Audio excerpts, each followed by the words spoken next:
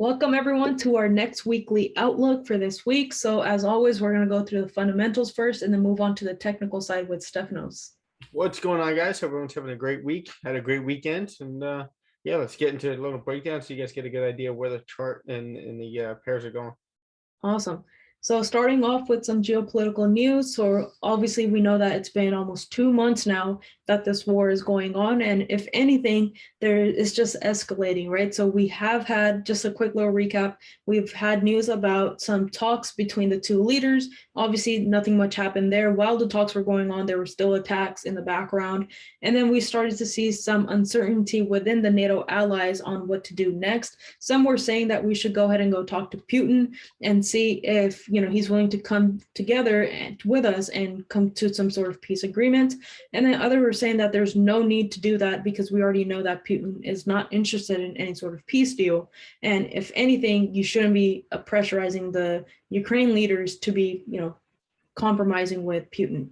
And so now what we're starting to see is that their Russian armies are starting to move into some parts of Ukraine, which we will get into. But in addition to that, the US is again getting ready for more Russian sanctions this week. So the sanctions are increasing. It wasn't just the US in the past 2 months. A lot of different countries have come together and put sanctions on Russia, and we have seen how that has hit the Russian economy as well. So now we're starting to see that there's going to be more sanctions being put into place. So the US said that it may impose further sanctions this week as the world's attention focused on allegations that Russian troops massacred civilians in many different towns.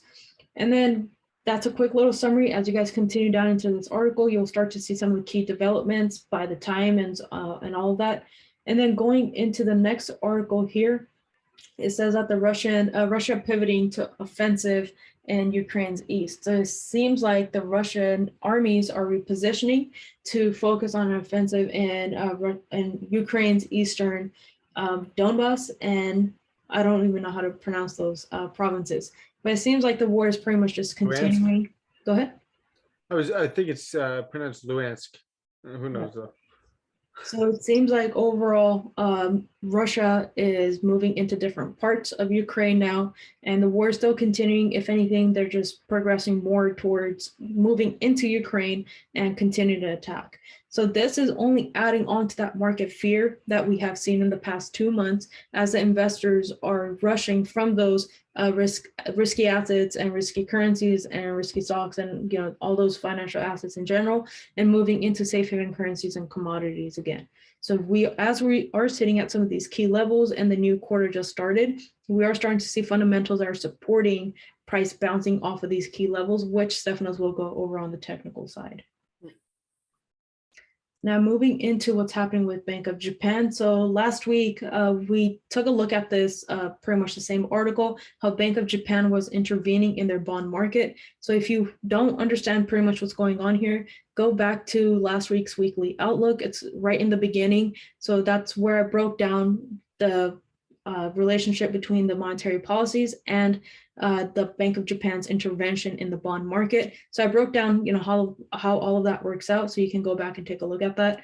But Bank of Japan started last week this 3-day intervention that they were going to do, which they were going to go ahead and do unlimited purchases of bonds. So if anything, instead of bringing in the optimism, which is kind of designed to do, if anything, it just brought in more fear into the market, and the investors started cutting out their net long positions on their home currency by 56.1 billion yen from a near record high during the 4 days of the Bank of Japan's intervention last week.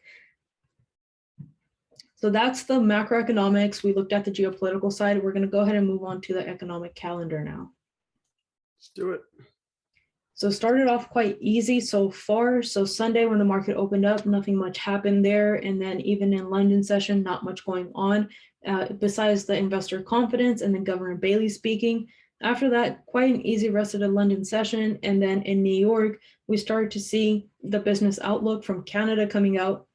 So far, we've had quite an easy session. So London session, Asian session, even New York session.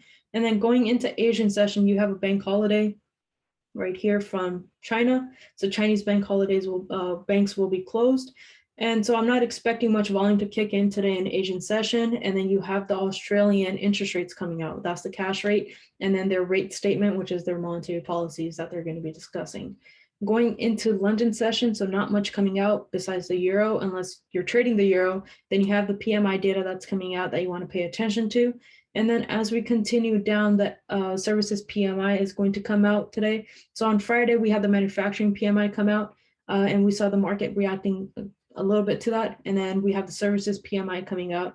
So again, make sure every time you're looking at these economic data that's coming out or fundamentals are coming out in general, understand that the consumer is the core of the economy. So every time some economic data is coming out, you want to take a look at what kind of picture is that painting for the consumer.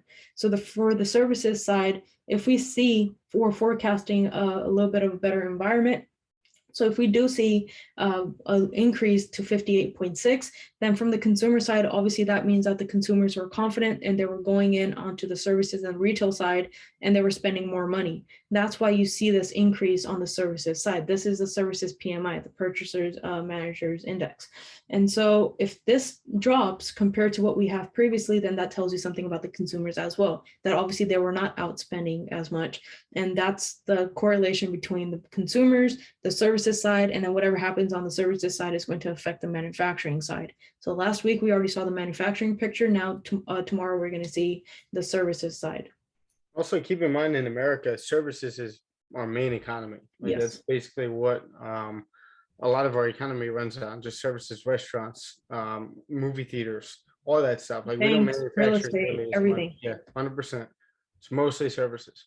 Yes. And then the rest of the New York session is quite easy. We don't have really anything else coming out, not much going on into Asian as well, or pre-London. And then on Wednesday, you in London session, again, quite an easy session, not much coming out there either. And then in New York, you have the FOMC meeting minutes. This is pretty much a summary of whatever happened at the FOMC meeting, the most recent one. So the market still reacts to that a little bit. So that's something that I would be watching out for on Wednesday if you're trading New York session. And then also you want to pay attention to crude oil inventories as well. So to touch on that quickly, we had OPEC news last week, and then we also saw that the Saudi Arabia prince completely refused to work with Biden.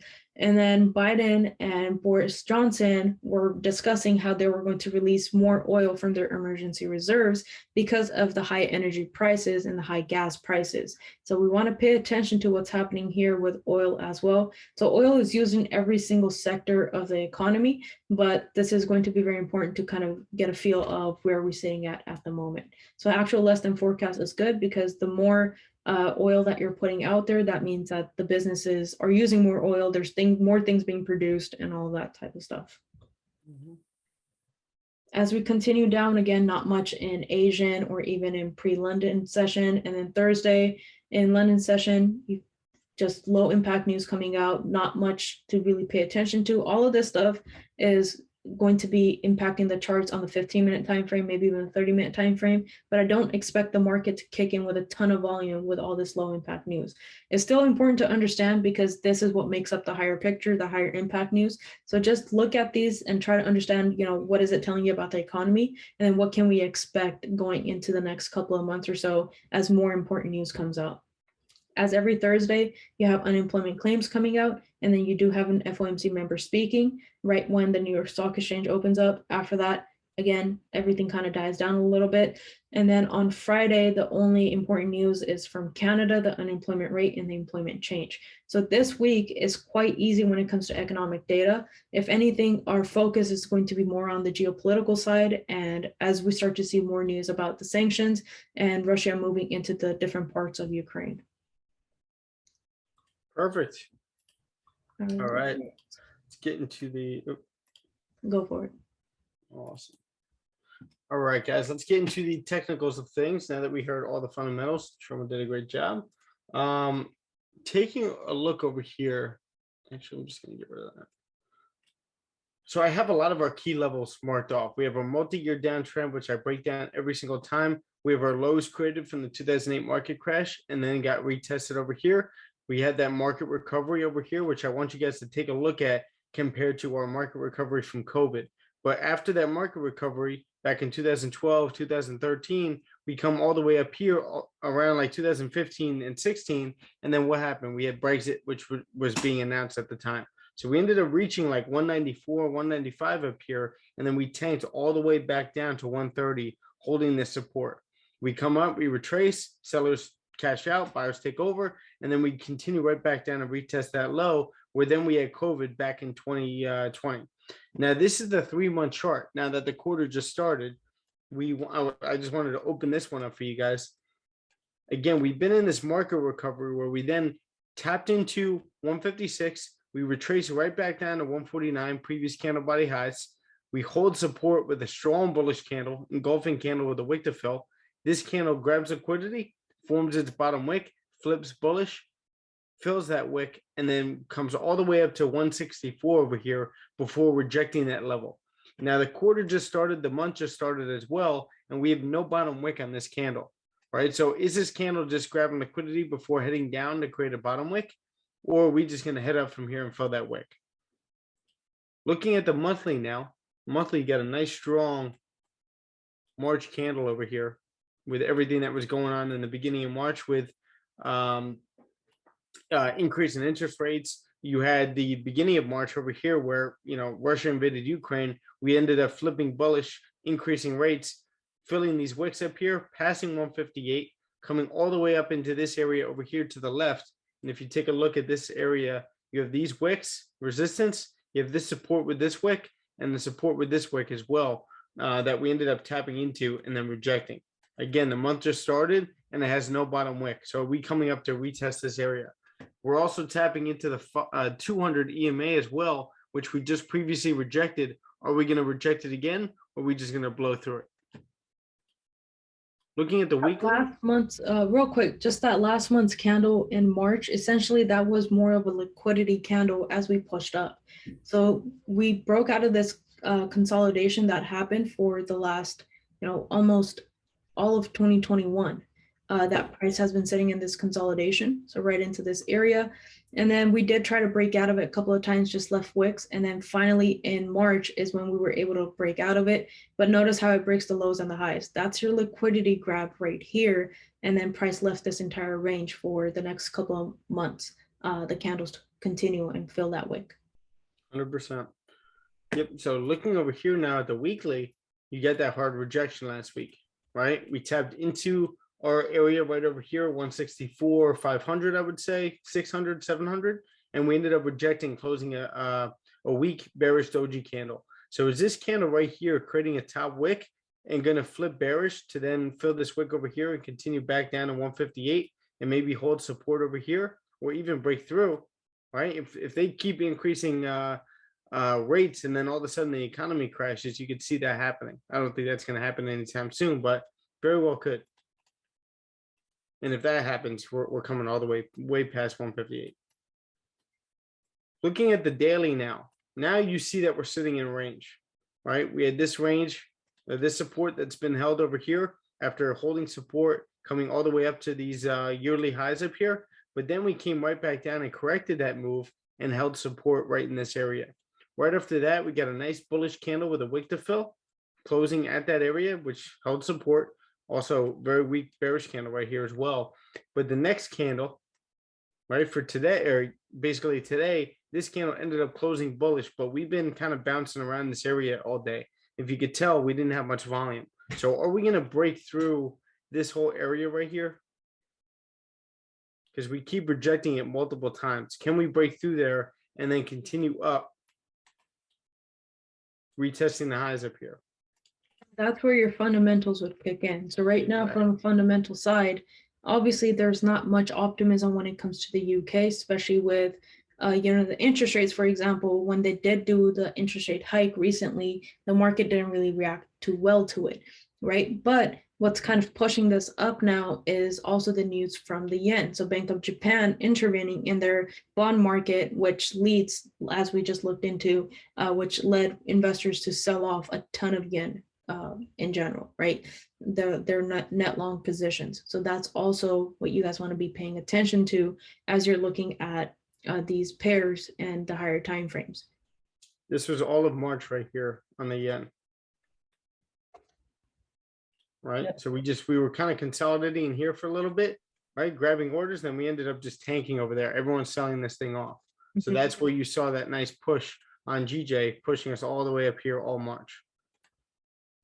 So looking over here at the 4-hour now, 4-hour, we have a pretty strong area. Most recent support and resistance, you have this area right here that we keep rejecting. And you also have this area right up here that we can also mark off.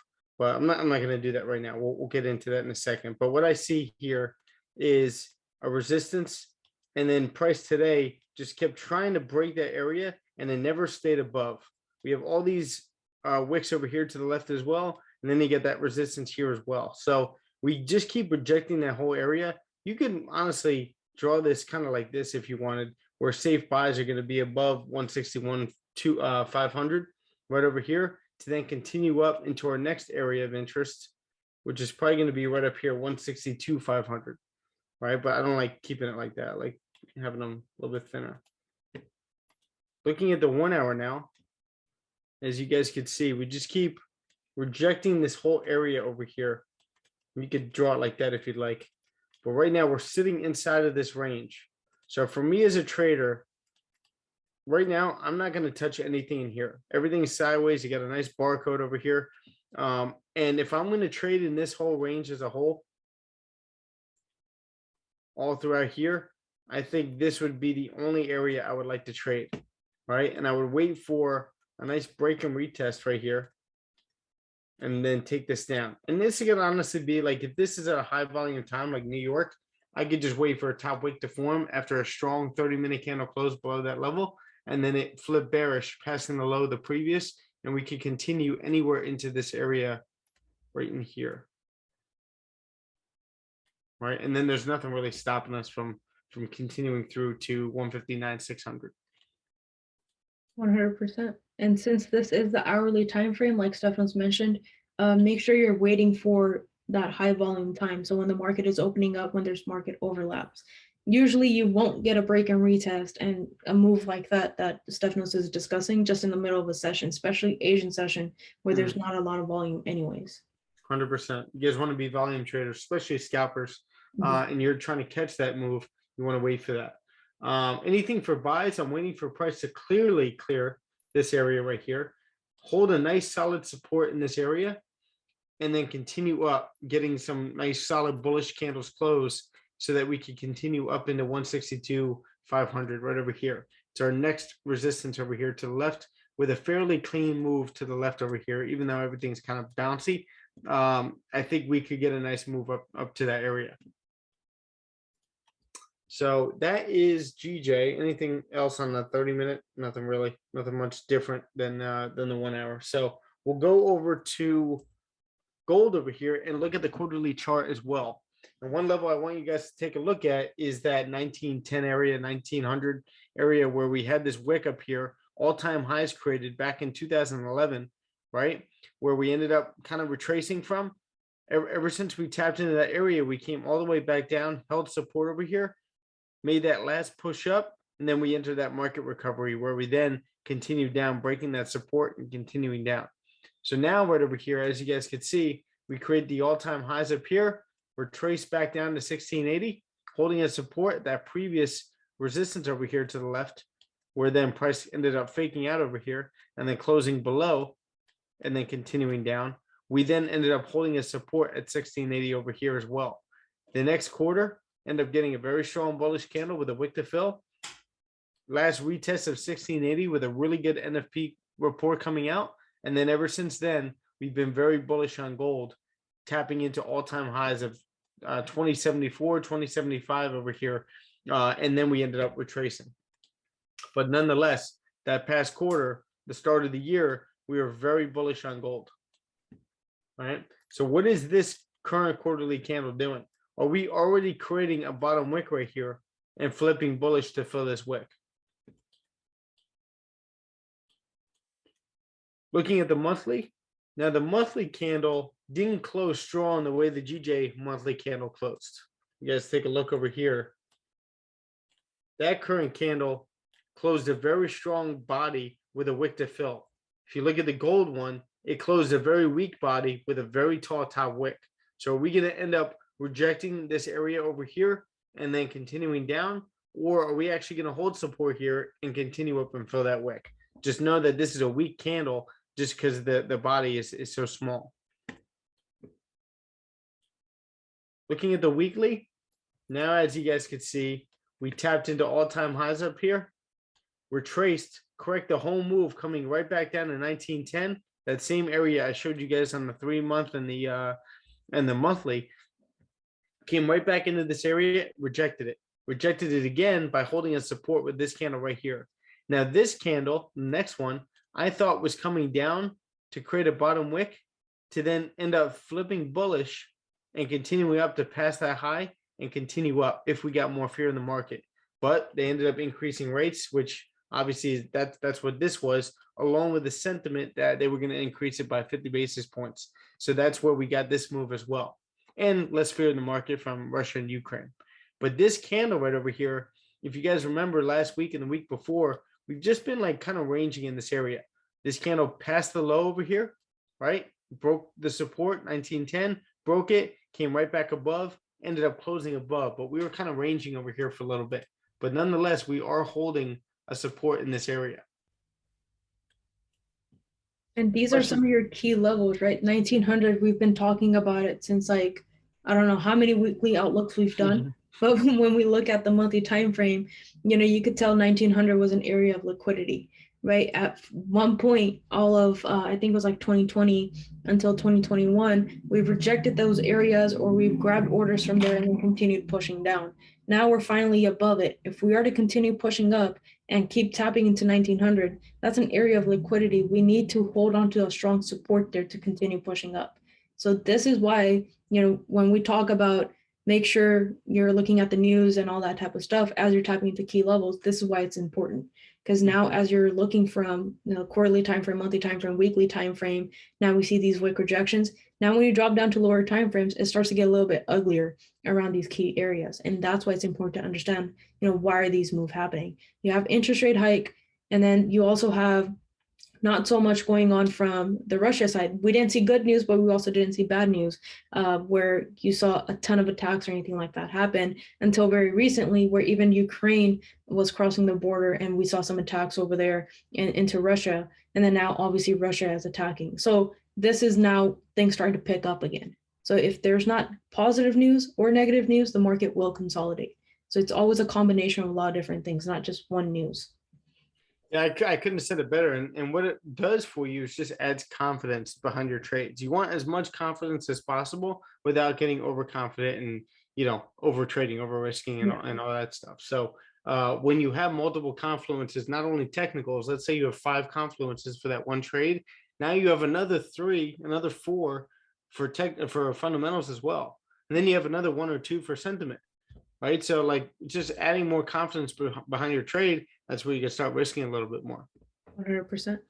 So looking over here at the daily now, as you guys can see, we're holding a support here and we're ranging. Now this is a specific level I've had marked off for a little bit over here, where we ended up holding a resistance right here before retesting 120 or 1920, continuing right back up to all-time highs, corrected the whole move with the interest rate hike. But we ended up holding support here at 1910, consolidating, broke out of it, faked it out, broke through that support. As we always know, after a fake out, a lot of times it breaks through that previous support over here. Same thing if you have a fake out to the downside, a lot of times it'll end up breaking this resistance. It didn't yet, but it very well still could. But what you have over here is now more consolidation, but more holding of this bullish support over here. So is this a liquidity grab and a bullish close for this candle to create a bottom wick, flip bullish and continue up from here? Right? If we get more fear in the market, that could possibly happen. But right now, not a lot is going on. And we have a light fundamental week as well.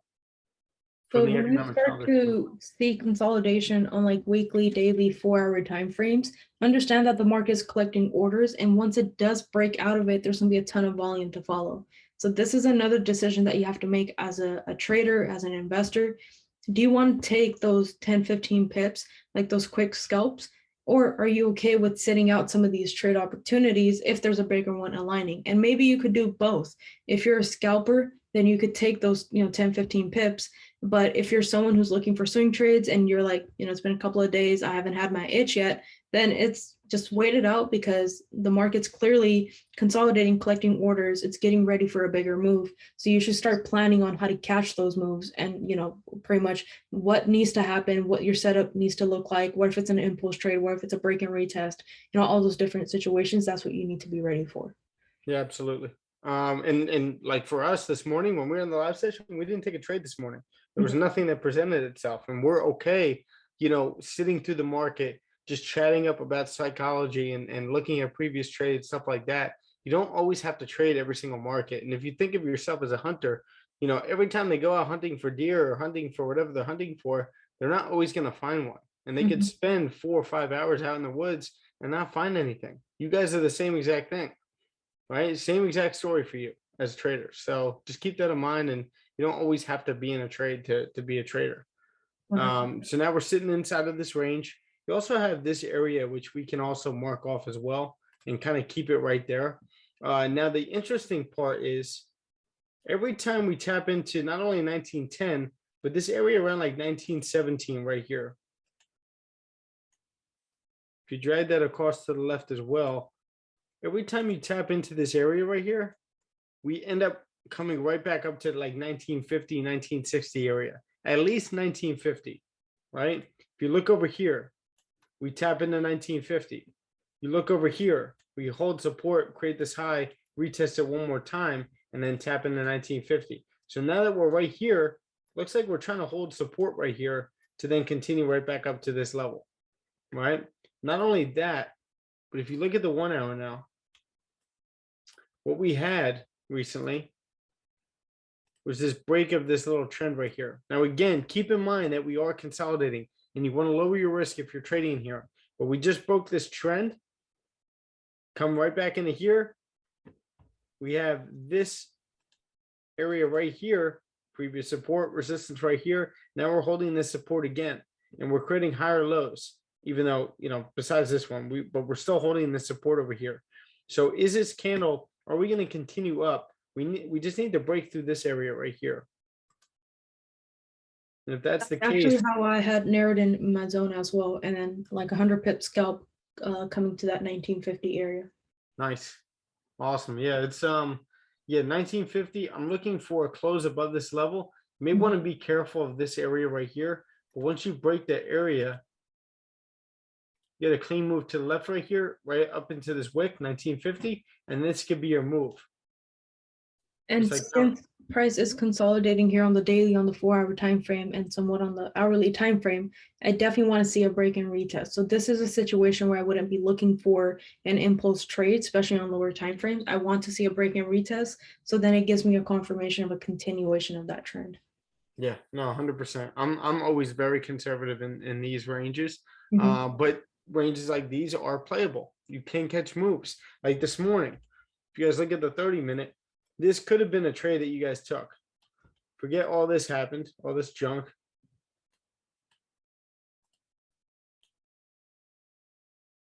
I would have grabbed this move right here for the retest of that wick, and then right back up into this level, around about like 82 pips right here. And I would have entered another one after that candle flipped bullish, but another one after that candle passed the high of the previous. Right? And you could have secured at this high up here and then let the rest run with your stops at break even. And then later in the morning, you would have been stopped out. Right? So there's playable moves here. Also from down here if you want.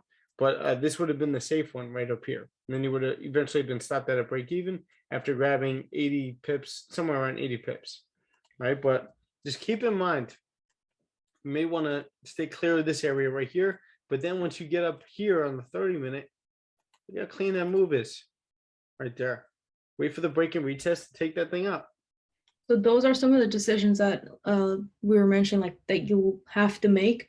Are you okay with taking those quick scalps where prices are simply consolidating, and maybe you would take the same exact entry again once price did come back and tap into it with that massive bullish move up, right? So you could cash that again if you're like scalping or even day trading? Or would you rather just wait for price to clear out that zone and then wait for that cleaner move that Stefano just pointed out on the 30-minute, going up to 1950, and then even if there's going to be any sort of runners, then just letting those go. So those are the different decisions that you would kind of have to think about and then prepare for as well. Absolutely. I think that's about it for this week. So if you guys have any questions, always feel free to reach out to either of us, and we will see you guys on Wednesday for a live session, right? Very much looking forward to it. All right, awesome. Have a great week, everybody. Trade safe and make sure it's the new quarter, so don't overtrade, don't over risk, don't over leverage or any of that stuff. It's a new quarter. It's just continue on with your goals. Look at whatever happened last quarter, and then kind of dictate what are your new goals are going to be. Do you need to adjust anything, or are you just going to continue on those goals, and are you on a good path to hit your yearly goals as well? Be smart, guys. Keep the main thing, and keep getting better.